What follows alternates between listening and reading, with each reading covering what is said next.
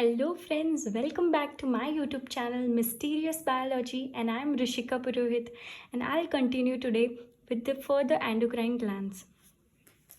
So let's get started. Now I'll explain you the thymus gland. It is a lobular gland located between the lungs behind sternum on ventral side of the aorta. Means ये जो gland है वो दो lungs के बीच में present है. Done. And it is present behind the sternum, मतलब इसके ऊपर ये स्टर्नम हमारा जो बोन होता है वो प्रेजेंट होगा. And on ventral side of the aorta, मतलब कि ये ग्लैंड एओर्ट्रा के आगे प्रेजेंट है, मतलब एओर्टा उसके पीछे प्रेजेंट है. मतलब ये जो हमारी ब्लैक कलर की आपको थाइमस ग्लैंड दिख रही है उसके पीछे ऐसे एओर्ट्रा होगा, मतलब कि उसके पीछे एओर्ट्रा है, उसके आगे स्टर्नम है और उसके दोनों साइड पे लंग्स हैं. Clear. Now it is a major role in immune system. उसका सबसे जो मेजर रोल है वो हमारी इम्यून सिस्टम में है. कैसे, तो वो आगे देखेंगे. Now the thymus gland secretes hormone that is thymosin. Relatable ही नाम है, थाइमस ग्लैंड है और उसका हार्मोन का नाम है थाइमोसिन. नाउ थाइमोसिन का function. Thymosin differentiates T lymphocyte. अब आपको पता है टी लिम्फोसाइट क्या है. हमारा जो WBC है उसका एक टाइप है, मतलब वाइट ब्लड सेल्स जो है उसका एक टाइप है. तो thymosin differentiate T lymphocyte which provide cell mediated immunity. अब आपको पता होगा हमारी जो बॉडी है उसमें दो टाइप की इम्यूनिटी होती है, that is cell mediated immunity and the humoral immunity. Cell mediated मतलब जो सेल्स से मिलती है, और ह्यूमरल मतलब जो कि हमारी एंटीबॉडीज से मिलती है. तो जो थाइमोसिन है वो क्या करेगा, हमारे ये बोन है तो बोन तक जाएगा और बोन पे ये आ गया हमारा थाइमोसिन. थाइमोसिन ये बोन पे आके यहाँ पे अंदर जो टी लिम्फोसाइट्स, मतलब यहाँ पे ही ये जो बोन के अंदर की स्पेस है उसको बोलते हैं बोन मैरो, और बोन मैरो के अंदर ही हमारे RBC और हमारे WBC बनते हैं. तो ये क्या करेगा, WBC का ही टाइप है टी लिम्फोसाइट, तो टी लिम्फोसाइट का प्रोडक्शन यहाँ पे जल्दी जल्दी करवाएगा. तो उससे क्या होगा, हमको सेल मीडिएटेड इम्यूनिटी मिल जाएगी. हो गया थाइमोसिन का फंक्शन. और दूसरा उसका फंक्शन है कि the thymosin also promotes production of antibodies to provide humoral immunity. अब हमारी जो एंटीबॉडीज़ होती है वो हमारे ब्लड के प्लाज्मा के अंदर प्रेजेंट होती है. तो ये क्या करेगा, थाइमोसिन जाएगा और उसका प्रमोशन मीन्स उसका जो प्रोडक्शन है वो बहुत सारा बढ़ा देगा. इसकी वजह से हमको ह्यूमरल इम्यूनिटी मिल जाएगी. फिर ये तो हो गए इसके फंक्शंस. फिर है thymosin decreases in old individuals due to thymus gland degeneration. अब ये जो हमारी ये थाइमस ग्लैंड आपको दिख रही है, तो जैसे जैसे लोगों की एज बढ़ती जाती है थाइमस ग्लैंड का डिस्ट्रक्शन होता जाता है. सपोज वो इतनी है तो धीरे धीरे छोटी होती जाएगी, उसका डिस्ट्रक्शन होगा. तो अगर ग्लैंड छोटी हो रही है तो उसके हार्मोन्स भी घटेंगे. इसलिए जो बूढ़े लोग होते हैं उनमें जो थाइमोसिन का जो प्रोडक्शन है वो कम हो जाता है. So immune response in old person is week. इसीलिए ओल्ड जो लोग होते हैं उनमें इम्यून रिस्पॉन्स बहुत ही स्लो होता है, इसलिए वो जल्दी बीमार पड़ जाते हैं. उनके बोन्स जल्दी ब्रेक हो जाते हैं. कोई भी डिसीज़ हो तो उनको जल्दी लग जाती है क्योंकि उनकी इम्यूनिटी कम हो चुकी है. क्यों? क्योंकि थाइमोसिन कम हो चुका है, क्योंकि हमारी थाइमस ग्लैंड छोटी हो गई है. ओके, सो ये हो गई हमारी thymus gland. Thymus gland main उसका फंक्शन याद रखिएगा और उसके जो हार्मोन है उसका नाम. अब हम देखेंगे हमारी एड्रिनल ग्लैंड. ये जो एड्रिनल ग्लैंड है वो बहुत इंपॉर्टेंट है और इसमें से बहुत सारे क्वेश्चंस भी आते हैं. तो एड्रिनल ग्लैंड, अब ये देखिए एड्रिनल ग्लैंड आपको ये जो दिख रही है ये इतनी हमारी एड्रिनल ग्लैंड है, ट्रायंगुलर शेप की. Okay, so 2 adrenal gland are present anterior side of each kidney. ये आपको एक किडनी दिख रही है, किडनी के ऊपर और थोड़ा आगे एड्रिनल ग्लैंड प्रेजेंट होती है. तो हमारी बॉडी में 2 किडनीज है, तो सीधी सी बात है कि 2 एड्रिनल ग्लैंड प्रेजेंट होगी. फिर 2 टाइप ऑफ टिश्यूज़. ये जो एड्रिनल ग्लैंड है उसमें 2 टाइप के टिश्यूज़ होते हैं. इसको थोड़ा सा जूम करके यहाँ पे दिखाया है 2 टाइप के टिश्यूज़. एक है एड्रेनल मेड्यूला और दूसरा है एड्रेनल कॉर्टेक्स। ये जो बीच का है आपको वाइट कलर का पार्ट दिख रहा है, ये है हमारा एड्रेनल मेड्यूला, और ये साइड का पार्ट है वो दूसरा टिश्यू है, दैट इज़ हमारा एड्रेनल कॉर्टेक्स। मैंने आपको पहले भी वीडियो में थोड़ा सा समझाया था। अभी हमारा एड्रेनल मेड्यूला, ये जो बीच का पार्ट है वाइट कलर का, सीक्रेट्स 2 हॉर्मोन्स, ये 2 हॉर्मोन सीक्रेट करता है, एड्रेनालिन या फिर उसका दूसरा नाम epinephrine, and nor adrenaline that is nor epinephrine. ये 2 हार्मोन वो सीक्रेट करता है, और ये जो 2 हार्मोन वो सीक्रेट करता है उसको कॉमनली बोलते हैं कैटेकोलामाइंस। ओके, कैटेकोलामाइंस, ही याद रखिएगा नाम। तो हमारी जो एड्रेनल ग्लैंड है उसके 2 पार्ट्स है, एड्रेनल मेड्यूला और कॉर्टेक्स। मेड्यूला के 2 हार्मोन्स आ गए और उनको कॉमनली क्या बोलते हैं, catecholamines. Now secreted in emergency, ये है ना जो कैटेकोलामाइंस, वो इमरजेंसी सिचुएशंस में ही सीक्रेट होते हैं। जैसे कि इमरजेंसी सिचुएशन कैसी, कि अगर फ्राइट, मतलब अगर फ्राइट का मतलब है डर लगना, अगर कोई भी डर लग रहा है आपको, या फिर मतलब जैसे कि आपके सामने कोई एनिमल आ गया, तो तभी हमारी बॉडी में ज़्यादा कैटेकोलामाइन सीक्रेट होगी। और या फिर मतलब ऐसी सिचुएशन आ गई कि आपको वहाँ से भागना पड़ेगा, ओके, फियर की, टू रन अवे, ऐसी सारी सिचुएशंस आई तो बहुत सारा कैटेकोलामाइन आपकी बॉडी में सीक्रेट हो जाएगा।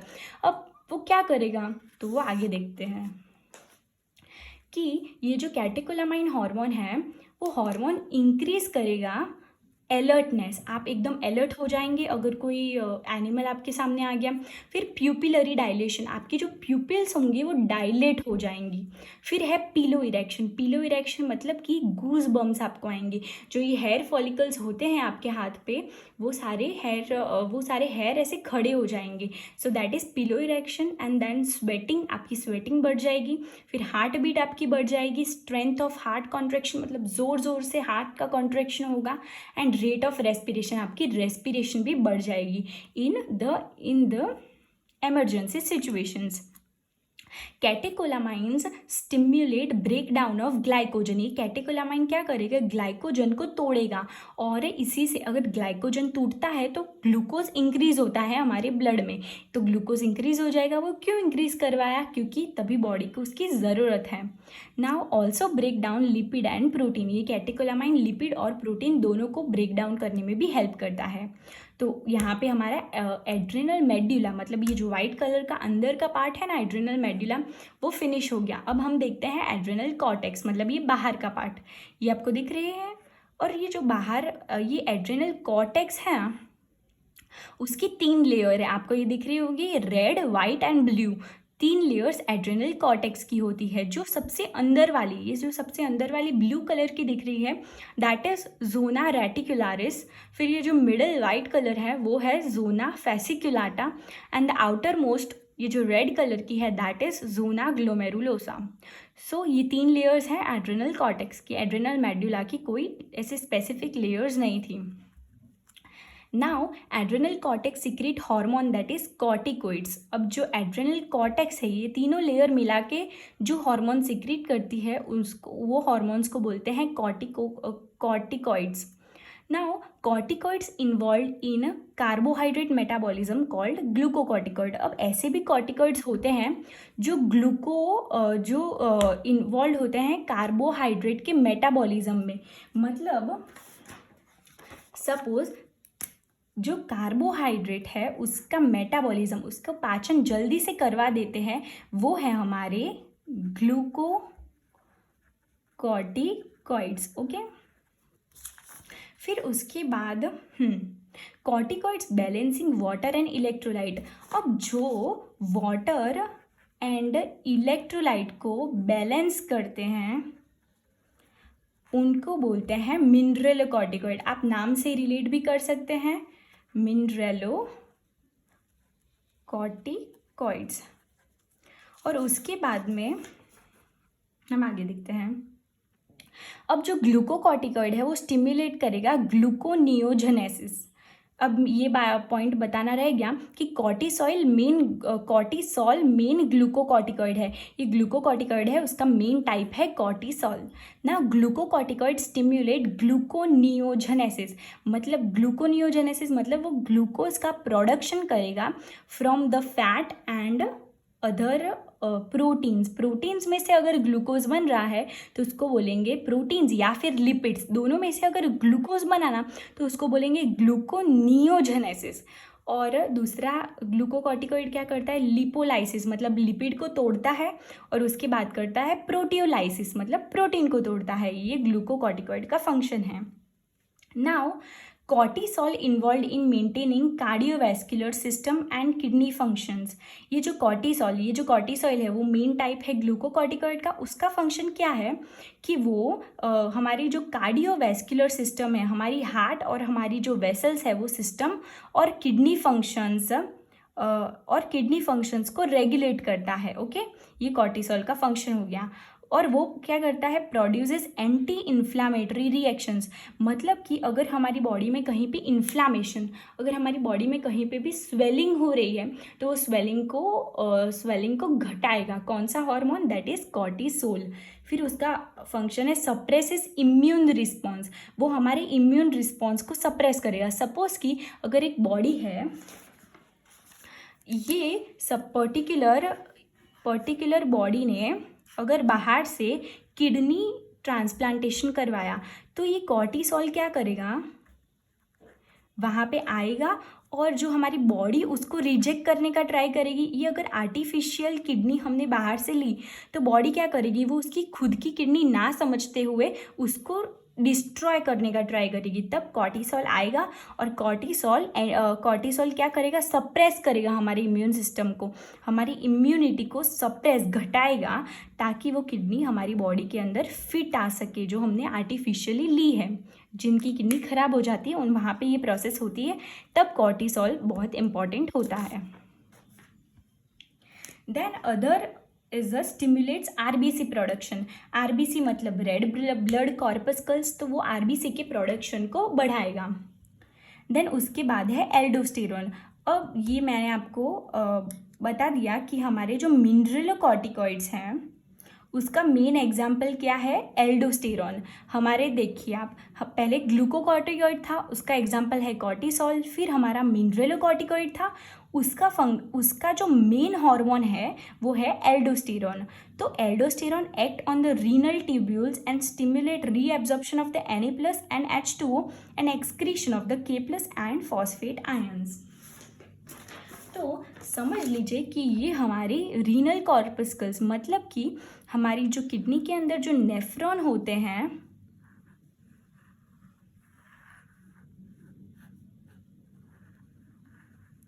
ये समझ लीजिए कि हमारी किडनी का नेफ्रॉन है। ओके, तो यहाँ पे वो क्या करेगा एल्डोस्टेरॉन, कि वो रीनल ट्यूब्यूल्स पे एक्ट करेगा और वहाँ से रीएब्जॉर्ब करवाएगा वो Na+, मतलब कि Na+ वो बॉडी के अंदर वापस ले लेगा, और यहाँ पे H2O है वो क्या करवाएगा, रिलीज करवाएगा। और वो क्या करेगा, excretion of the K+ and phosphate ion, मतलब यहाँ से वो ये H2O को वापस ले लेगा बॉडी में, और यहाँ से जो हमारे K+ आयन है और हमारा जो फॉस्फेट आयन होता है उसको ये यहाँ से रिलीज करवा देगा। मतलब ये दोनों बॉडी को नहीं चाहिए, इसलिए वो यहाँ से यूरिन के थ्रू बाहर निकल जाएंगे, और यहाँ पे Na+ और H2 की ज़रूरत पड़ती है, इसीलिए एल्डोस्टेरॉन उनका रिटेंशन, मतलब वो बॉडी में ये दोनों रखेगा। अब हम देखते हैं कि aldosterone helps in maintenance of the electrolytes, body fluid, volume, osmotic pressure and BP. Aldosterone क्या क्या करता है, इलेक्ट्रोलाइट्स मतलब Na+, Cl-, वो सबको बॉडी में रखेगा। फिर बॉडी का वॉल्यूम है वो मेंटेन करके रखेगा, फिर ऑस्मोटिक प्रेशर भी वो मेंटेन करेगा, और हमारा जो ब्लड प्रेशर होता है उसको भी मेंटेन करेगा। अब ये last important point is the axial hair, pubic hair and facial hair. जो एक्सिला पे हेयर होते हैं, जो प्यूबिक पे हेयर होते हैं, और वो जो फेशियल पे, प्यूबिक मतलब प्यूबिक मतलब मेल और फीमेल रिप्रोडक्टिव ऑर्गन्स जहाँ प्रेजेंट होते हैं उसके आसपास बहुत सारे हेयर प्रेजेंट होते हैं। फिर हमारे अंडर आर्म्स, हमारी आर्म पिट्स में भी बहुत सारे हेयर होते हैं, और हमारे facial hairs in the male, वो उसकी जो ग्रोथ होती है वो एंड्रोजेनिक स्टीरॉयड से ही होती है, secreted by the adrenal cortex. ये जो एंड्रोजेनिक हॉर्मोन्स है, ये जो एल्डोस्टेरॉन और वैसे सारे हॉर्मोन्स हैं, वैसे ही अदर एंड्रोजेनिक स्टीरॉयड्स होते हैं जो एड्रेनल कॉर्टेक्स, मतलब ये जो हमारी एड्रेनल कॉर्टेक्स है यहाँ से बनते हैं। इसकी वजह से एक्सियल हेयर, प्यूबिक हेयर और फेशियल हेयर का ग्रोथ होता है। अब चलिए आगे देखते हैं। ये हमारी एड्रेनल ग्लैंड पूरी फिनिश हो चुकी है। ओके, अब हम देखते हैं पैनक्रियास। पैनक्रियास तो बहुत नाम सुना होगा आपने। पैनक्रियास, पैनक्रियास ये आपको दिख रहा है डायग्राम पैनक्रियास का, कुछ ऐसी लगती है। Pancreas is a composite gland. Composite gland मतलब दो टाइप का उसमें टिश्यूज होते हैं, that is the endocrine tissues and the exocrine tissues. मतलब ये ग्लैंड एंडोक्राइन भी है और एक्सोक्राइन भी है।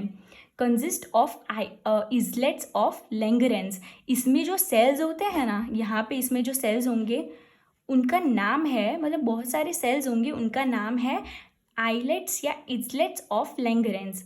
About 1.2 million islets of Langerhans, that is 1 to 2% of the pancreatic tissues। ये जो पूरे पैनक्रियास के टिश्यूज होते हैं उनमें से 1 to 2% पैनक्रिएटिक टिश्यूज में हमारा इजलेट्स ऑफ लैंगरेंस प्रेजेंट होता है। मतलब बाकी का जो भी 98 या 99% है वो हमारे एक्सोक्राइन होंगे टिश्यूज, बाकी का 1 to 2% ही एंडोक्राइन होता है। अब ये जो आइसलेट्स ऑफ लैंगरेंस है उसमें दो मेन टाइप के सेल्स होते हैं, दैट इज अल्फा सेल और बीटा सेल। अभी आप समझ लीजिए कि ये हमारा पेनक्रियाज है, तो पेनक्रियास के अंदर 1% मतलब इतने से आइलेट्स ऑफ लैंगरेंस प्रेजेंट होंगे, और उतने से आइलेट्स ऑफ लैंगरेंस में से भी अल्फा सेल्स होंगे और बीटा सेल्स होंगे। ओके, अब अल्फा सेल सिक्रीट करते हैं ग्लूकागॉन हार्मोन को, याद रखिएगा, alpha cell secretes glucagon hormone and beta cell secretes insulin hormone. अब इनके फंक्शन क्या है वो हम आगे देखते हैं। तो जो ग्लूकागॉन हार्मोन है maintains normal glucose level, stimulates glyconeolysis resulting in increased blood sugar। मतलब कि ये ग्लूकागॉन क्या करेगा, हमारे नॉर्मल ग्लूकोज लेवल को मेंटेन करेगा। वो क्या करेगा, हमारे जो ब्लड में ग्लूकोज का बहुत सारा ग्लूकोज को बढ़ाएगा, और इसीलिए वो ग्लाइकोजेनोलाइसिस भी करेगा। मतलब ग्लाइकोजन को तोड़ के, ग्लाइकोजेनोलाइसिस मतलब ग्लाइकोजन को तोड़ के वो ग्लूकोज बनाएगा। मतलब हमारे ब्लड में ग्लूकोज बढ़ाता है ग्लूकागॉन। फिर स्टिमुलेट्स ग्लूकोनियोजेनेसिस, यहाँ पे वो ग्लूकोज को भी और बढ़ाएगा, ग्लाइकोजन को तोड़ेगा और ग्लूकोज को बढ़ाएगा, मतलब बहुत सारा ग्लूकोज बढ़ जाएगा। फिर glucagon decreases cellular Uptake of glucose. मतलब कि मान लीजिए ये हमारा ब्लड फ्लो हो रहा है और ये साइड में हमारे बॉडी के सेल्स है, तो ये जो ग्लूकागॉन है, ये ग्लूकागॉन हमारी सेल्स को ग्लूकोज लेने नहीं देगा, वो क्या करेगा, ब्लड में ही बढ़ाता जाएगा। इसलिए हमारा जो सेल्यूलर का अपटेक है, सेल्स को जितना ग्लूकोज लेना चाहिए उतना सेल्स को मिलेगा नहीं। और फिर thus it is the hyperglycaemic hormone. इसको हाइपरग्लाइसेमिक हार्मोन कहा है क्योंकि ये हार्मोन ब्लड के अंदर बहुत सारा ग्लूकोज बढ़ाएगा पर सेल्स को ग्लूकोज नहीं देगा।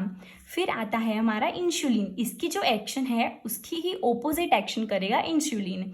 Insulin maintains normal glucose level, acts on the hepatocytes and adipocyte. Hepatocyte मतलब कि जो हमारे लीवर के सेल्स है ना, लीवर के सेल्स को बोलते हैं हिपेटोसाइट्स, और एडिपोसाइट्स मतलब कि जो फैट सेल्स होते हैं, जो फैट का स्टोर करते हैं, उसको बोलते हैं एडिपोसाइट्स।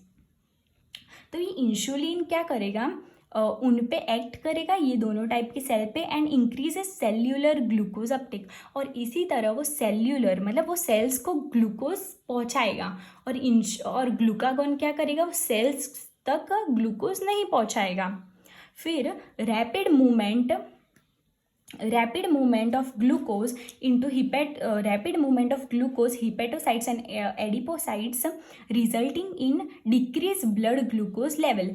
अब क्या होगा कि ज़्यादा मूवमेंट होगा ग्लूकोज का in the hepatocytes and adipocytes, तो इससे क्या होगा, जो हमारे ब्लड ग्लूकोज का लेवल है वो घट जाएगा और हमारे सेल्स को बहुत सारा ग्लूकोज मिल जाएगा। Now insulin stimulates glucose that is glycogenesis, मतलब वो क्या करेगा, ग्लूकोज में से ग्लाइकोजन बनाएगा, तो हमारा ब्लड का ग्लूकोज डिक्रीज हो जाएगा। फिर प्रोलॉन्ग्ड हाइपरग्लाइसीमिया, अगर बहुत सारा हाइपरग्लाइसीमिया मतलब बहुत सारा ग्लूकोज हमारे ब्लड के अंदर रहेगा तो उससे एक डिसऑर्डर हो जाता है, उसको बोलते हैं डायबिटीज़ मेलाइटस, जो मोस्टली पाया जाता है। ये डायबिटीज़ मेलाइटस कैसे होता है मैं आपको बता देती हूँ कि जब इंसुलिन हमारी बॉडी में कम प्रोडक्शन होता है, तो इंसुलिन का कम प्रोडक्शन हुआ तो जो ग्लूकागॉन है वो तो ब्लड के अंदर ग्लूकोज डालता ही जाएगा। ये ग्लूकागॉन है, ये ब्लड है, ब्लड के अंदर ग्लूकोज डालता जाएगा, और ग्लूकोज को ब्लड से निकालता कौन है, हमारा इंसुलिन, और वो तो है नहीं, तो ब्लड के अंदर तो बहुत सारा ग्लूकोज बढ़ जाएगा, इसीलिए तब वो कंडीशन को बोलते हैं diabetes mellitus associated with loss of glucose through urine. और इस प्रॉब्लम में क्या होता है कि जो यूरिन निकलता है ना बाहर, उसके साथ साथ ग्लूकोज भी निकलता है, क्योंकि ग्लूकोज इतना सारा है हमारे ब्लड में कि वो वेस्ट होने लग जाता है। फिर formation of harmful compounds called ketone bodies, इसी वजह से जब ये ग्लूकोज हमारी बॉडी में बहुत बढ़ जाता है और डायबिटीज़ हो जाती है, तो डायबिटीज़ के पेशेंट को कीटोन बॉडीज़ भी मिलते हैं बॉडी में। ये कीटोन बॉडीज़ याद रखिएगा, इम्पॉर्टेंट है। अब इसके बाद ये हमारी पेनक्रियास ख़त्म हो गया और अब हम जाएंगे टेस्टिस की तरफ। आप याद रखिएगा कि टेस्टिस आता रहता है एग्जाम में। So let's get started. Testis, so 2 testis present. अब ये तो कॉमन सी बात है कि जो मेल है उसके अंदर 2 टेस्टिस प्रेजेंट होती है इन बिटवीन द पीनस। ओके, फिर जो ये ड्यूअल फंक्शन करती है, मतलब इसके 2 फंक्शंस है, पहला है प्राइमरी सेक्स ऑर्गन और दूसरा है एंडोक्राइन ग्लैंड का। ये प्राइमरी सेक्स ऑर्गन भी है और दूसरा इसका ये हार्मोन भी रिलीज करती है, ठीक है। It is composed of seminiferous tubules, stromal और इंटेस्टिनल टिश्यूज़। ये जो हमारी ग्लैंड आपको दिख रही है, यहाँ पे बहुत सारी स्ट्रोमल ट्यूब्यूल्स प्रेजेंट होंगी और इनके बीच बीच में हमारा यहाँ पे ये हमारी सेमिनिफेरस ट्यूब्यूल्स है और ये ट्यूब्यूल्स के आसपास हमारा स्ट्रोमल और इंटरस्टिशियल टिश्यू है। ओके, नाउ इंटरस्टिशियल सेल्स, ये जो इंटरस्टिशियल टिश्यू है इसमें जो सेल्स होंगे उनको लेडिंग सेल्स भी बोला जाता है। वो सेल एंड्रोजन सिक्रीट करेंगे, मेनली टेस्टोस्टेरॉन। तो यहाँ से हमारा हार्मोन रिलीज हो गया। अब एंड्रोजन क्या करेगा, तो androgen regulate development, maturation and function of male accessory sex organs. जो मेल के सेक्स ऑर्गन्स होते हैं उसका डेवलपमेंट करवाएगा हमारा टेस्टोस्टेरॉन। ओके, और कौन से है वो ऑर्गन्स तो देख लेते हैं। एपिडिडाइमिस, ये जो यहाँ पे जुड़ा हुआ है ना इसको बोलते हैं एपिडिडाइमिस। ओके, फिर हमारा वास डिफरेंस, सेमिनल वेसाइकल, पोस्ट्रेट ग्लैंड और यूरेथ्रा, ये सारे फिगर में नहीं दिए हुए हैं, आपको बुक में ही मिल जाएगा। ओके, सो यूरेथ्रा, ये सारे भी जो हमारे मेल के सेकेंडरी ऑर्गन्स है, सेक्स ऑर्गन या फिर एसेसरी सेक्स ऑर्गन्स, उसका डेवलपमेंट करवाएगा हमारा testosterone. Now hormone stimulate muscular growth, जो मेल होते हैं उसमें मस्कुलर ग्रोथ किस वजह से होती है, तो वो होगी हमारे टेस्टोस्टेरॉन की वजह से। Now growth of facial and axillary hair, जो फेस पे मेल को बियर्ड्स आती है और एक्जिला में मतलब अंडर आर्म्स या फिर आर्म पीट्स के अंदर जो हेयर आते हैं वो भी टेस्टोस्टेरॉन की वजह से ही आते हैं। नाउ एग्रेसिवनेस, जो मेल होते हैं वो ज़्यादा एग्रेसिव होते हैं कंपेयर टू द फीमेल। तो ये भी टेस्टोस्टेरोन का ही फंक्शन है। और दूसरा है, लास्ट है, लो पिच ऑफ वॉइस। तो जो मेल होती है उनमें आवाज़ थोड़ा सा भारी होता है कंपेयर टू फीमेल। फीमेल में बोलते हैं थोड़ा ऐसे तीखा, थोड़ा एकदम शार्प वॉइस होता है, ओके, क्योंकि उसकी पिच हाई होती है। Now androgen stimulate spermatogenesis. ये एंड्रोजन्स क्या करते हैं, स्पर्म्स बनाते हैं, और स्पर्म्स बनाने की प्रोसेस को बोलते हैं spermatogenesis. Now androgen stimulate on CNS and influence male sexual behaviour. ये एंड्रोजन क्या करते हैं, एंड्रोजन्स में ही आ गया हमारा टेस्टोस्टेरोन।